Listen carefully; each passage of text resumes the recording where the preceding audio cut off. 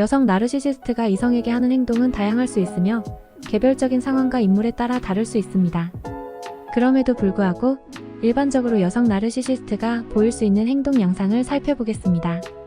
나르시시스트는 자기만족과 자존감 강화를 중요하게 생각하며 주변의 사람들을 자신의 욕구 충족을 위한 도구로 취급하는 경향이 있습니다.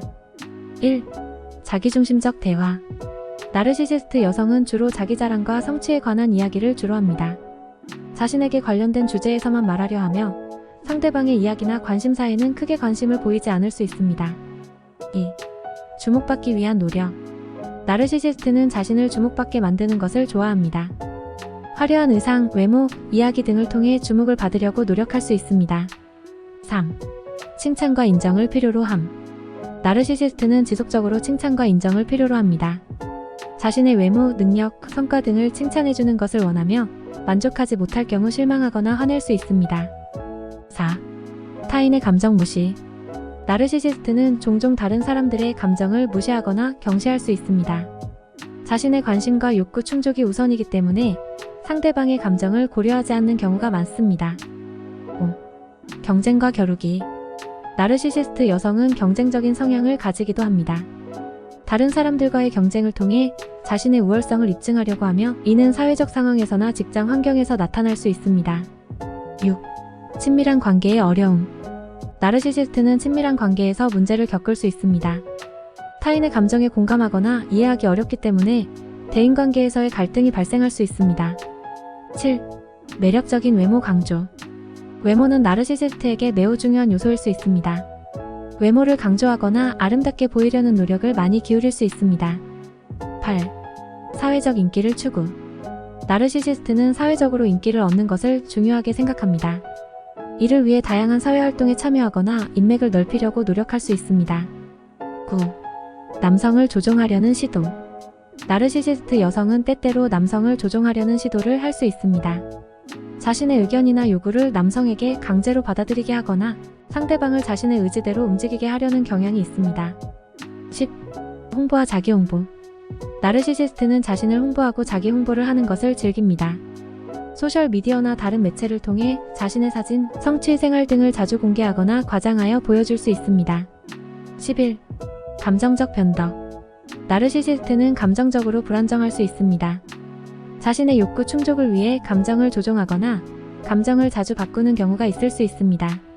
12. 비판을 용납하지 않음. 나르시시스트는 자신을 비판하는 것을 거부하거나 용납하지 않는 경우가 있습니다. 다른 사람들의 의견을 받아들이기 어렵고 자신의 완벽성을 강조하려고 할 수 있습니다. 13. 자기중심적인 관계.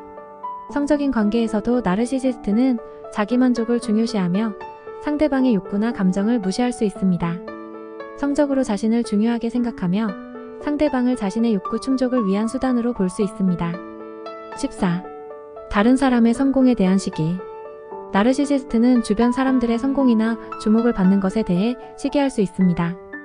자신만이 주목받아야 한다는 생각 때문에 다른 사람들의 성공을 받아들이기 어려울 수 있습니다.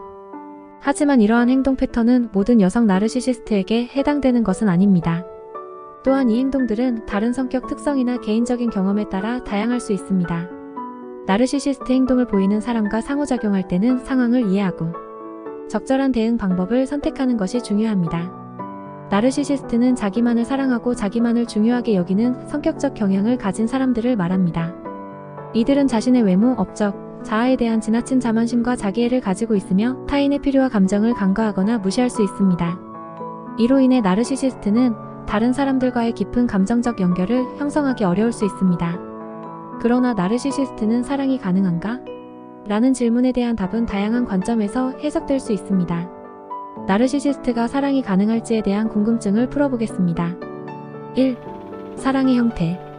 나르시시스트가 가장 사랑하는 것은 자신에 대한 것일 가능성이 높습니다. 하지만 이들이 다른 사람을 사랑하는 능력은 절대적으로 없는 것은 아닙니다. 그러나 그러한 사랑은 자신에 대한 사랑보다는 자신을 통한 자신의 만족과 자신의 이미지 유지를 위해 사용될 수 있습니다. 타인을 사랑할 때도 이를 자신의 자아 확인과 자신감 강화 수단으로 사용할 가능성이 높습니다. 2. 감정적 연결의 한계. 나르시시스트는 자기중심적인 경향으로 인해 타인과 깊은 감정적 연결을 형성하는 데 어려움을 겪을 수 있습니다. 그들은 타인의 감정에 민감하게 반응하지 않을 수 있으며 자신의 욕구 충족이 우선되는 경향이 있습니다. 이로 인해 정말로 깊은 사랑과 감정적 연결을 형성하는 것은 어려울 수 있습니다. 3. 자아 성장과 변화. 그러나 인간의 성격은 고정되어 있지 않으며 나르시시스트 역시 변화할 수 있습니다.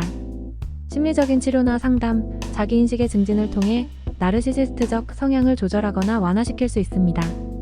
이를 통해 타인과의 보다 건강하고 의미 있는 관계를 형성하는 데 도움을 받을 수 있습니다. 4. 조화의 가능성.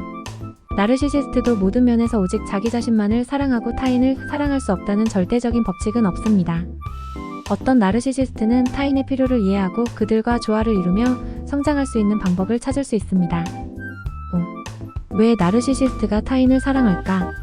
나르시시스트는 타인의 사랑과 관심을 필요로 합니다. 다른 사람들로부터 온 칭찬이나 주목을 통해 자신의 자아가 강화되기 때문입니다. 이런 관점에서 나르시시스트는 다른 사람들로부터의 사랑을 통해 자신을 더욱 사랑하게 되는 경우가 있을 수 있습니다. 그러나 이는 주로 자기만족과 자아 확인을 위한 수단으로 작용할 수 있습니다. 6. 자기애와 사랑의 차이. 나르시시스트는 자기애가 높지만 이는 사랑과는 다를 수 있습니다.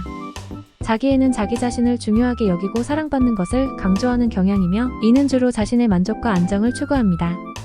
사랑은 상대방을 배려하고 그들의 감정을 존중하는 것을 중심으로 합니다. 나르시시스트의 사랑은 종종 자기애와 혼합되어 표현될 수 있습니다. 7. 타인과의 관계. 나르시시스트는 타인과의 관계에서 주로 우월한 입장을 취하려는 경향이 있습니다. 이는 깊은 감정적 연결을 형성하는 데 어려움을 줄 수 있습니다. 하지만 나르시시스트가 사랑을 느끼는 경우 이는 주로 상대방이 자신에게 주는 관심과 유용함에 기반할 수 있습니다. 8. 자아 성장과 치유.